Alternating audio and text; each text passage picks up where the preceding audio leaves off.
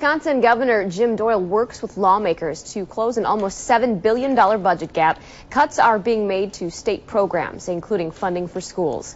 News Channel 8's Laura Reed joins us now live in the studio to tell us how some local school districts are looking to make their dollars stretch. Well, Lisa, last week, Governor Doyle announced a 2.5% decrease in state aid for school districts. That adds up to thousands of dollars being cut from local schools' budgets, and now district officials are working to figure out where they can cut that money.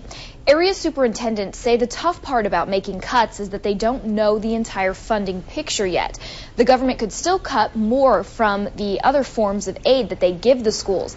In Onalaska, the school district is looking at cutting at least $410,000, but cutting from a budget that's already bare bones could be tough.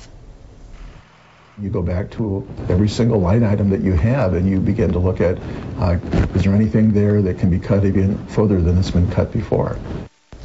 In West Salem, the school board handled things a little differently. Superintendent Nancy Burns says the board took a proactive approach, already cutting $800,000 from its budget. So while the governor's cuts will hurt, the district had already planned ahead for them.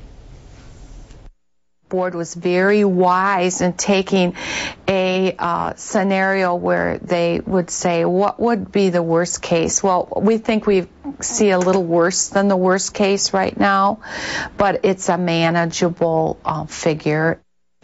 Now, I also spoke with a superintendent from the Bangor School District, and he says they're looking at cutting at least $150,000 from their budget.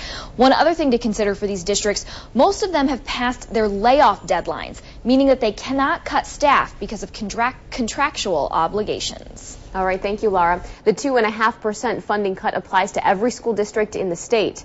District officials warn that number is not yet firm and that more cuts could be on the way.